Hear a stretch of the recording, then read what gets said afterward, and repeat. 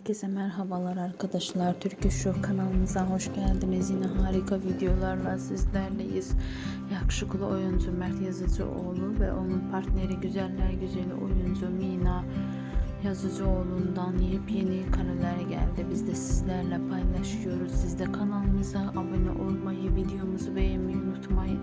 İyi seyirler, hoşça kalın, bizimle kalın.